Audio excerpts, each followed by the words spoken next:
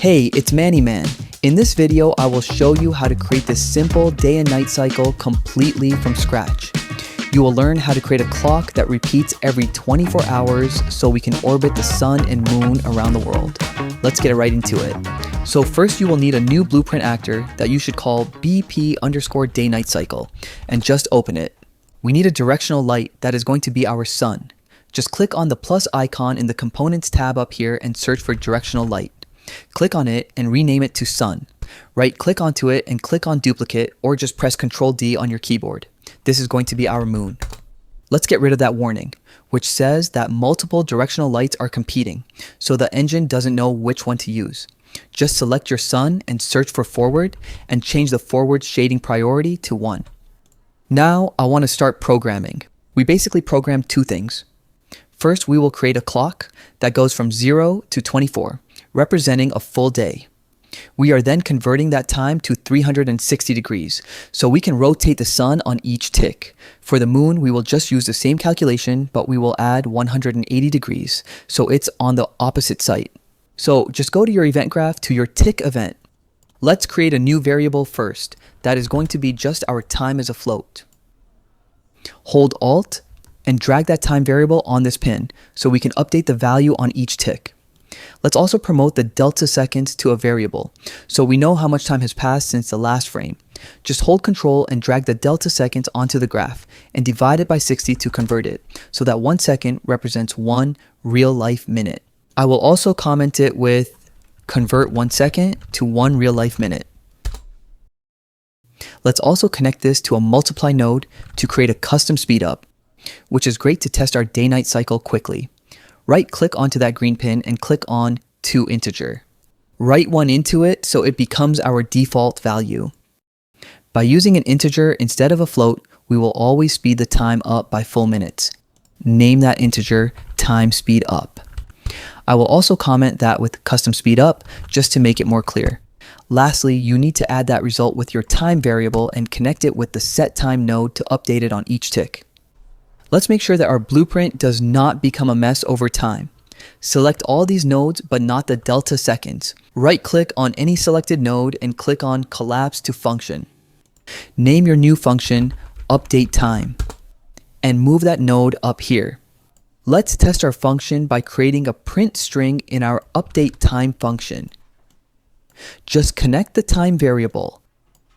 But before we go into our level, let's clean up the variables list. Click on Time and go to Category, click here and write Utility. Grab the delta seconds and move it into that category as well. Click on Time Speed Up and create another category that you will name Confix. Also click on that closed eye icon to make it public. This way, we can change that variable inside our level, which makes it much faster to test our blueprint. Just hit compile and go to your level and drag your day-night cycle blueprint into the level. Make sure to delete the default directional light because we don't need it anymore since we are replacing it with our custom lighting system. Now select your day-night cycle and change time speed up to 360 so you can test it quickly. Press on play, and as you see, the time is proceeding, but when it gets to 24, it will just continue. Let's make the time loop whenever it passes 24 hours. So stop the game and go back to your blueprint. So go back to your event graph and place a branch right next to our update time function to check if the time is already greater or equal 24. If that is true, we simply take our time and subtract it by 24. In other tutorials, I have seen that they tell you to set time to 0 again. But this would result in a desync over a period of multiple days. Because let's say that the time has reached a value of 24.1 at this frame. If we would set time to 0 again, we would shift time by that 0.1 value. Select all these nodes and collapse them into reset time if day is over. Let's hit play to test that function, and as you see, you now have a working clock that always loops from 0 to 24 correctly. And because we now have a working clock, we can program the sun and moon to rotate.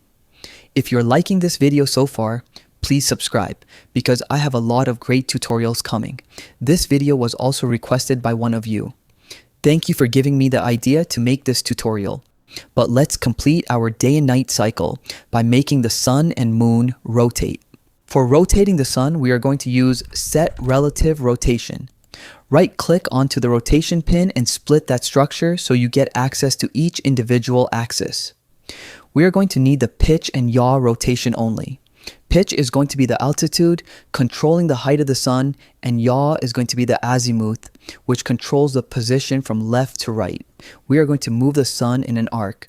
We have to convert our time into a full circle, so that when it is, let's say 12 o'clock, we get a rotation value of 180 degrees. All we need to do is to take our time and normalize it to a range of 0 and 24. This converts time to a value of 0 to 1. Now we can use that alpha to lerp it from 0 to 360. If alpha is 0, it will return 0, and if it is 1, it will return 360. Let's comment these nodes to make it easier to understand. So, normalize to range is to convert to alpha time, and the lerp node is to convert alpha time to 360 degrees. We can already connect this to the yaw input and collapse it into get time lerped to 360 degrees. And of course, set it to pure, so we get rid of the execution pins. For the altitude, we have to make some more calculations. We take the rotation and use a sinus node, because this will make the sun move up and down in a loop, basically. But this returns a value between 0 and 1. This is another alpha value basically. Let's create a new float variable that I will name latitude, the max height the sun will ever be during a day. Let's compile and set the default value to 50. We now have to basically multiply this 0 to 1 value by our latitude, but we have to subtract 90 by latitude beforehand, just so the value we use makes more sense. We can basically already plug that result into the pitch rotation, but at the moment, the night will start at 0 o'clock and the day begins at 12 o'clock. So let's just push an add node in here and write 70 into it and promote it to a variable called time offset. So when I now hit play, you will see that the day starts at around 7 o'clock and the night starts at 20 o'clock. Now select all these nodes and collapse them into compute sun rotation. Set it to pure and rename the output values to altitude and azimuth. So that's basically it for our sun, but we still want to make the rotation for our moon, which is going to be really simple because we can just reuse our function and add 180 degrees to the output to basically mirror the moon on the other side. Let's collapse those nodes and name it update sun rotation. Now you can just duplicate that function and name it update moon rotation. Also duplicate compute sun rotation and name it compute moon rotation. The only thing you have to do here is to push an add in here where you add 180 degrees to it to basically mirror the moon. You then go into your new update moon rotation function and replace compute sun rotation with compute moon rotation. Go to your event graph and just add update moon rotation right next to update sun rotation. And if you hit play now, it should look like this, where the sun is doing this arc movement, but we can't see our moon yet. Everything is just pitch black. I show you how to fix it. So first of all, select your moon and search for index. We have to set the atmosphere sunlight index to 1. This tells the engine that this is our second directional light. Unreal Engine supports 2 directional lights in one scene, so setups like these where you have a sun and a moon work correctly. And next, just go to your level, select all these lighting actors, hit Ctrl X on your keyboard to cut it out. Go to your day and night cycle blueprint again, click in the component list and hit Ctrl V to paste it into here. And when we hit play again, we have both the sun and the moon orbiting around our world. But at the moment, they look identical.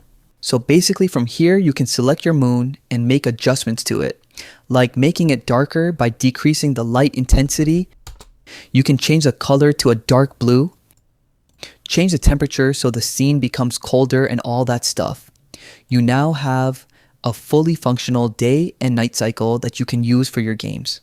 I hoped you liked the video and I have helped you out. If that is true, you can subscribe to my channel because in my upcoming videos, I will show you how to create an even more advanced dynamic sky system where we create an astonishing night sky with shooting stars. And I show you how you can change the look of the moon itself by replacing it with a texture. I have prepared some really cool stuff that I'm excited to share with you. And just to let you know, I just recently launched my Patreon where I upload all project files to every tutorial I show on my channel. Thank you for watching. It's your boy, MannyMan.